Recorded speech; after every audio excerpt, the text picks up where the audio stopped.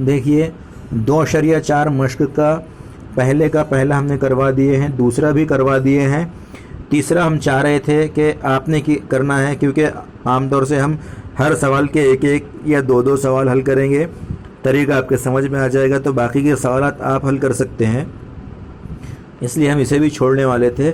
लेकिन हमें लगा कि शायद कुछ स्टूडेंट्स ये कहें कि सर पहले हम एक रुकन से ज़रब देते थे, अभी यहाँ पर 2 रुकनी है, तो ये थोड़ा मुश्किल है, हार्ड है।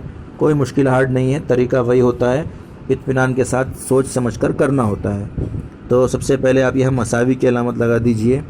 ये जो 3 जज़र 2 है, ये जाकर पहले 4 जज़र 3 को ज़रब देगा और फिर वापस से जज़र 2 को ज़रब देगा, मतलब ये 3 जज़र 2 इन दोनों को बारी बारी ज़रब देगा। फिर ये मनफी जज़र 3 कहेगा मेरी भी बारी है, तो ये भी दोनों को ज़रब देगा। हो गया सवाल हल। कैसे, देखिए यहाँ पर सबसे पहले आप 3 जज़र 2 लिख दीजिए, फिर ज़रब की अलामत, इसको ज़रब दे रहे वो, तो 4 जज़र में 3 लिख दीजिए, है ना। फिर मनफी की अलामत, फिर 3 जज़र में 2 लिख दीजिए और ज़रब जज़र में 2। देखिए इसी के आगे आना चाहिए था ये, लेकिन अब यहाँ पर जगह कम पड़ रही है इसलिए हम यहाँ पर लिख रहे हैं, लेकिन आपने इसे यहाँ नहीं लिखना है बल्कि इसी के आगे लिखना है आपको, ठीक है।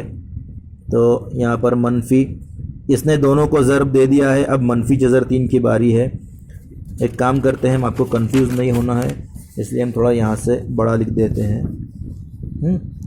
ये लाइन हम दोबारा से लिख देते हैं ताकि आप किसी भी कन्फ्यूज़न में ना पढ़ें। चलिए यहाँ पर ये 3 जज़र 2 इसको ज़रब देता है, तो क्या हो जाएगा 3 जज़र में 2 ज़रब 4 जज़र में 3। फिर मनफी की अलामत, फिर ये 3 जज़र 2 ज़रब जज़र में 2, ठीक है। इसका ज़रब हो गया। अब ये कहेगा मेरी बारी है, तो चलो आप भी दे दीजिए। मनफी की अलामत लगेगी और जज़र में 3, ठीक है।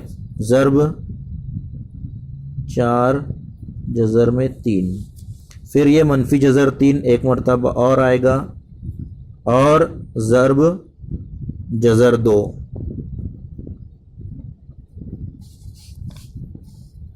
ठीक है।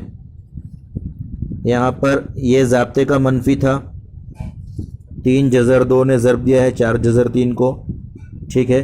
फिर ये मनफी जज़र 2 था, तो ये मनफी आ गया 3 जज़र 2 और जज़र 2। अब यहाँ पर मनफी जज़र 3 से ज़रब दे रहे इसलिए यहाँ मनफी जज़र 3 आया और 4 जज़र 3। लेकिन अब कमाल की बात यह है कि जब आप मनफी जज़र 3 से ज़रब दे रहे तो यहाँ ऑलरेडी मनफी जज़र 3 है, तो इसलिए वो यहाँ पर मनफी आएगा, लेकिन वो दोनों मनफी ज़रब देकर जमा हो जाएंगे, इसलिए हम इसे यहाँ मनफी ना लिखते हुए इसे जमा कर रहे हैं, क्योंकि ज़रब का अमल है इसलिए, है ना। अगली स्टेप, बाहर वालों की ज़रब बाहर कर देते हैं, अंदर वालों की ज़रब अंदर, मतलब ये 3 और 4 बाहर हैं, तो इसलिए 3 चौक 12 और जज़र के अंदर 2 तिया 6, ठीक है। ये इतना हो गया। फिर मनफी की अलामत, इसी तरह यहाँ पर 3 है बाहर, यहाँ कुछ नहीं है मतलब 1 है, तो 3 का 3 और जज़र के अंदर 2 ज़रब 2 4, ये भी हो गया। अब यहाँ पर ध्यान से देखिए, मनफी की अलामत है, लगा दीजिए मनफी। यहाँ 4 है, यहाँ कुछ नहीं है मतलब 1 है, तो 4 का 4, जज़र के अंदर 3 ज़रब 3, 3 तिया 9, ठीक है।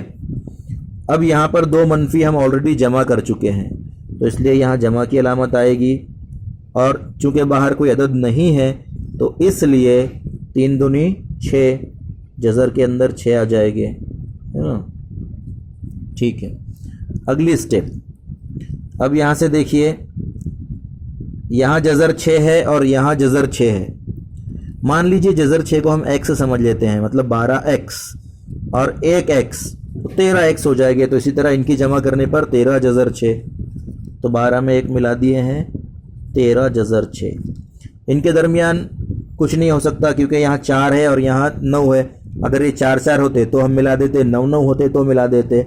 लेकिन एक और अमल हम यहाँ कर सकते हैं कि मनफी, ये 3 का 3 निकालिए और 4 का जज़रुल मुरब्बा होता है 2, तो उसे ज़रब 2 लिख दीजिए।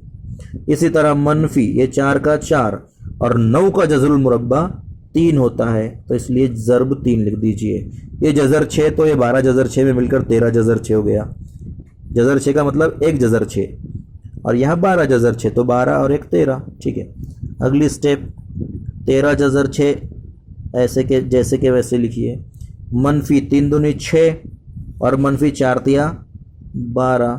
अगली स्टेप में 2 मनफियों की जमा होती है, आपको मालूम है 2 मनफी के आदाद है उन्हें जमा करते हैं और अलामत मनफी के लगा देते हैं। तो ये 13 जज़र 6 जैसा का वैसा, और 12 और 6 18।